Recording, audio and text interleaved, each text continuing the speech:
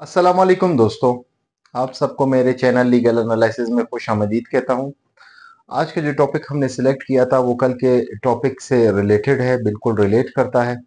कल हमने ये डिस्कस किया था कि एफआईआर किसे कहते हैं और एफआईआर का ऑब्जेक्ट क्या है, यानी कि तमाम जो एफआईआर है उसको हमने थॉरली डिस्कस किया था अपने प्रीवियस लेक्चर में। आज उसी को फर्दर कंटिन्यू करते हुए हम डिस्कस करेंगे कि एफआईआर के कंटेंट्स क्या होते हैं और अगर कोई शख्स एफआईआर दर्ज करना कराने के लिए कोई कंप्लेंट के लिए जो दरख्वास्त देता है तो उस दरख्वास्त में उसे किन बातों का अहम ख्याल रखना चाहिए, बहुत ज़्यादा ख्याल रखना चाहिए, जिसकी वजह से उसका जो केस होगा वो मजबूत भी हो सकता है अगर वो ख्याल नहीं रखेगा। अगर वो इन चीज़ों का ख्याल रखेगा तो उसका केस मजबूत होगा और अगर ख्याल नहीं रखेगा तो उसका केस कमज़ोर भी पड़ सकता है इन कंट्राडिक्शंस की बुनियाद पर।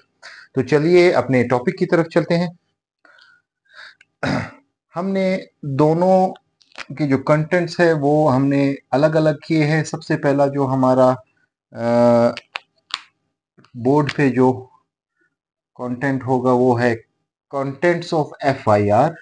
एफआईआर के कौन से कंटेंट्स होते हैं, इसको डिस्कस करने से पहले हम चलते हैं contents of application while lodging FIR, यानी कि एफआईआर दर्ज करने से पहले एप्लीकेशन जो दरख्वास्त आप थाने में जमा कराते हैं उसमें कौन सी चीज़ों का आपने बहुत ख्याल रखना है, जिसकी बुनियाद पर आपका एफआईआर दर्ज होगा और एफआईआर दर्ज होने के बाद आपने किन चीज़ों को देखना होगा। सबसे पहले जब आप दरख्वास्त देंगे उस दरख्वास्त में आपने सबसे ऊपर टाइटल लिखना होगा पुलिस स्टेशन का एसएचओ के नाम पर। यानी जब हम एप्लीकेशन देते हैं बखिदमत जनाब एसएचओ साहब police station so and so, जिस भी पुलिस स्टेशन में आप एप्लीकेशन जमा करा रहे हैं, ठीक है। दूसरी चीज ये होगी एप्लीकेशन में कि आपने दरख्वास्त का टाइटल देना है, उन्वान देना होता है उसके अंदर के बराए चाकिदगी रोजनामचे के लिए कोई दरख्वास्त दे रहे हैं या बराए चाकिदगी एफआईआर या बगर्ज कार्रवाई, जिस चीज के लिए भी आप एक एप्लीकेशन देते हैं। क्योंकि हम यहाँ पे एफआईआर को डिस्कस कर रहे हैं तो हम एफआईआर की ही बात करेंगे। जो आपका उन्वान होगा, जो आपकी एप्लीकेशन होगी, टाइटल, वो होगी फॉर लॉजिंग ऑफ एफआईआर, बराए चाकिदगी एफआईआर। ठीक हो गया। थर्ड पे हम आते हैं। जो हमारा थर्ड होगा वो होगा सबसे पहले अपना इंट्रोडक्शन आप कराएंगे कि आपका नाम क्या है, आपके वालिद का नाम क्या है, आपका एड्रेस कहाँ पे है, कहाँ पे रिहाइश पजीर है। उसके बाद नीचे आके आप दरख्वास्त की मेन बॉडी लिखेंगे। मेन बॉडी से मुराद उन तमाम फैक्ट्स को आप डिस्कस करेंगे उस दरख्वास्त के अंदर जो किसी जुर्म से रिलेट करती हो, जो कोई जुर्म आपने होता हुआ देखा हो और आप वहां पे मौजूद हुए हो, जिसके खिलाफ आप दरख्वास्त देने आए हैं, उसके बारे में आप ये लिखेंगे। जिसके खिलाफ आप दरख्वास्त दे रहे हैं उसके बारे में भी इसी बॉडी में आ जाएगा और उस कमीशन ऑफ ऑफेंस वो जो वकवा हुआ है उसके बारे में भी इसी बॉडी के अंदर आ जाएगा। जो फोर्थ हमारा कंटेंट होगा वो है कंप्लीट एड्रेस ऑफ कंप्लेनेंट, यानी जो दरख्वास्त गुजार जब थाने आप जाएंगे और आप किसी के खिलाफ एफआईआर दर्ज करने के लिए जो दरख्वास्त देंगे, जो फर्द बयान देंगे, उसके अंदर आपने अपना एड्रेस मेंशन करना होगा। याद रखिए ये बहुत ही ज़रूरी है। जो बाज़ औक़ात लोग मिस्टेक कर जाते हैं या बहुत जल्दी में होते हुए ये तमाम चीज़ें भूल जाते हैं जो बाद में उनको नुकसान होता है जिनसे। पांचवी जो चीज़ है वो है सिग्नेचर ऑफ कंप्लेनेंट। कंप्लेनेंट से मुराद इस्तगासा करने वाला या मुद्दई मुकदमा। जब आप एप्लीकेशन देंगे उस एप्लीकेशन में आपने अपने सिग्नेचर ज़रूर करने हैं एट द एंड उस दरख्वास्त के अंदर। जो छठी चीज होगी, जब आपने उस दरख्वास्त के ऊपर अपने सिग्नेचर किए तो अपने लेफ्ट हैंड, मर्द याद रखिए कि वो left hand thumb impression use करेगा, अगर वो कोई खातून है तो वो राइट अपना जो थंब है वो यूज करेगी। ये हो गया हमारा सिक्स। सेवन होगा जब भी कोई आप एप्लीकेशन देते हैं, याद रखिए थाने में बाज़ औक़ात पुलिस वाले आपका जो ओरिजिनल एप्लीकेशन है वो गायब करके अपनी मन मानी करके अपनी मन पसंद दूसरी पार्टी से मिलकर अपनी मनपसंद दरख्वास्त बना के वो दायर करते हैं, जिसमें बहुत सारे फ्लॉज होते हैं। जब भी आप कोई एप्लीकेशन दे तो याद रखिए उसकी फोटो कॉपी, और उस फोटो कॉपी के ऊपर जिस भी पुलिस ऑफिसर को आप एप्लीकेशन दे रहे हैं उससे रिसीविंग सिग्नेचर, उनके रिसीविंग और थाने का जो स्टैंप होता है वो उस पे लगा ले, ताकि अगर वो कल को कोई एप्लीकेशन बदलते भी है आपका, तो आपके पास जो रिसीविंग होगी वो मौजूद होगी, जिससे वो पकड़ा जा सकता है। ये वो छोटी मोटी गलतियां हैं जो हम एफआईआर दर्ज करवाते वक्त बहुत जल्दी में रहते हैं, बहुत टेंशन में रहते हैं, और इनमें से जो है ना एक या दो तीन गलतियां कर जाते हैं, जिसकी वजह से जो हमारा एफआईआर दर्ज होता है उसमें वो कमजोर एफआईआर दर्ज हो चुका होता है, जो कि आपके खिलाफ वो बात जाती है, क्योंकि क्रिमिनल केस याद रखिए कंट्रडिक्शंस की बुनियाद पे वो रिजॉल्व होता है। अगर छोटी सी छोटी जो कंट्रडिक्शन होगी वो उस मुल्जिम के फेवर में सॉल्व होगी, रिजॉल्व होगी, जिसके खिलाफ आपने एफआईआर दर्ज कराई होती है। ये तो हो गए आपकी एप्लीकेशन की चीजें, जो आप एप्लीकेशन दर्ज करवा एप्लीकेशन फाइल करते हुए जो पुलिस को देते हैं, तो इन चीजों का आपको ख्याल रखना चाहिए।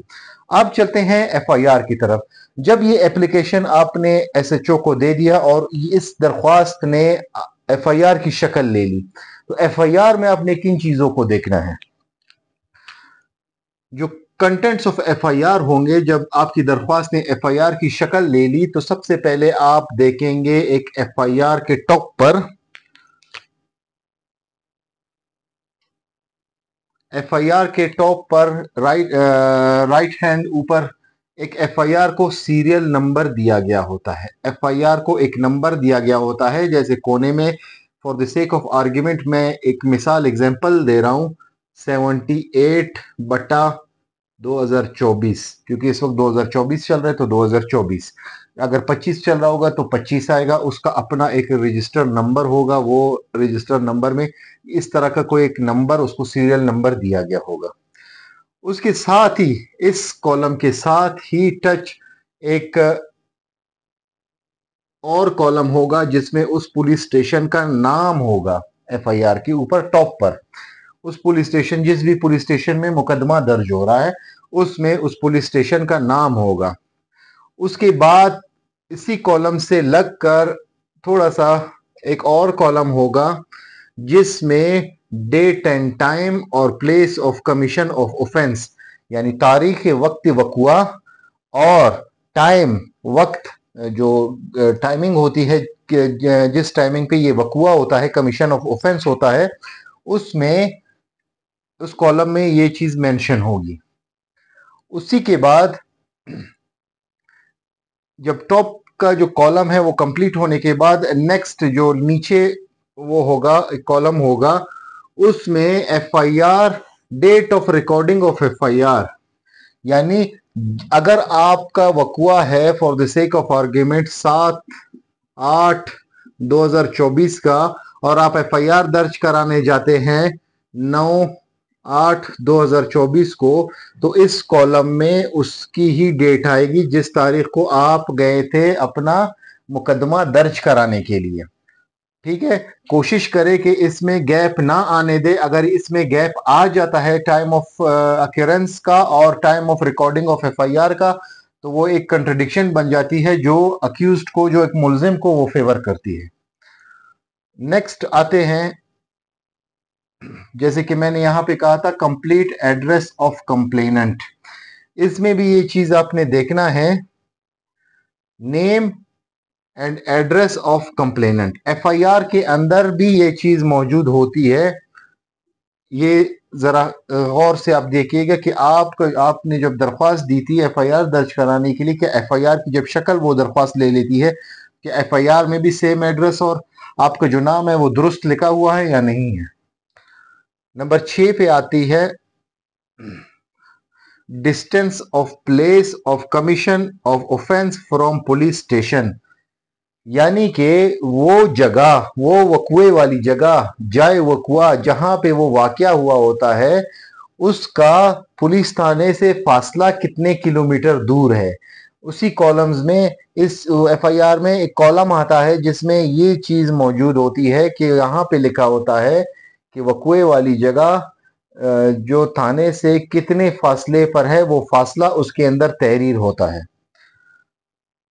7वें नंबर पर signature and thumb of the complainant. जैसे कि मैंने ये इधर 5वें नंबर पे डिस्कस किया था कि आपके सिग्नेचर उस दरख्वास्त के ऊपर होने चाहिए और आपका अंगूठा होना चाहिए।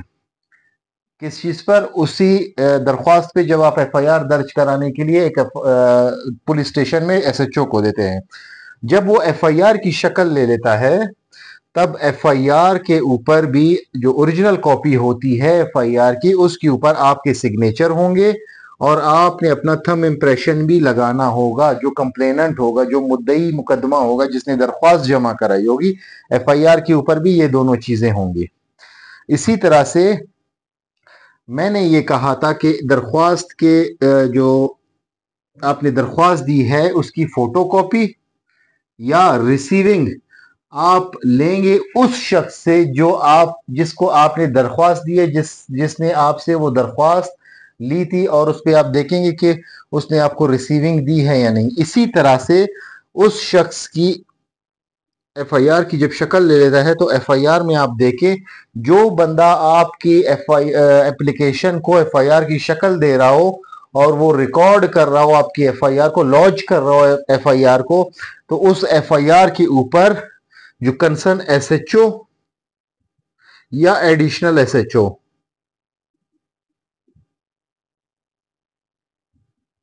या कोई और ऐसा शख्स जिसको अथोराइज किया गया हो, उसके सिग्नेचर एफआईआर के रिकॉर्ड होने के बाद लास्ट में होते हैं या नहीं। इस चीज को आपने गौर से देखना होगा कि जब एफआईआर लॉन्च हो गई तो उसके ऊपर सिग्नेचर, जो शख्स जिसको आपने दरख्वास्त दी और जो एफआईआर लॉन्च कर रहा है, क्या उसके सिग्नेचर मौजूद है। और लास्ट में एक और चीज, थाने का जो स्टैंप होता है एसएचओ का, वो उस एफआईआर के ऊपर लगता है। कंपलसरी नहीं है, लेकिन ये होना चाहिए। स्टैंप से ये जाहिर होता है कि वाकई ये थाने आया था और थाने में जो एफआईआर है वो दर्ज हुई थी। बाज़ औक़ात खानापुरी के लिए ये इस तरह के एफआईआर के परफॉर्मों को उन्होंने फुटस्टेट किए होते हैं, और आप जब एप्लीकेशन देते हैं वो एक एफआईआर भरते हैं, तमाम एफआईआर उस पर सिग्नेचर भी कर देते हैं। आप खुश हो जाते हैं कि मेरी तो एफआईआर दर्ज होगी, बाद अज़ा आपको पता चलता है कि वो तो एक सिर्फ फोटोस्टेट था, एफआईआर की जो परफॉर्मिंग की फोटोस्टेट थी और उसके अंदर कुछ भी नहीं था, सिर्फ सिग्नेचर करके आपको टरखाया होता है। लेकिन याद रखिए, आपने इस स्टैंप को जरूर देखना है। जब ये एफआईआर दर्ज हो जाती है, जब ये आपकी दरख्वास्त एफआईआर की शक्ल ले लेती है और एफआईआर दर्ज हो जाती है, तो आप कोशिश करें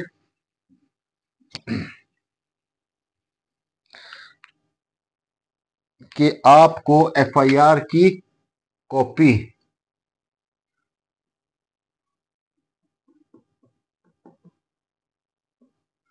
एफआईआर जो आपने दर्ज कराई उसकी कॉपी आपको हैंड ओवर कर दी जाए उसी वक्त। उसकी फोटोस्टेट जो कॉपी है वो आप उनसे ले ले। वैसे एफआईआर की जो 4 कापियां हैं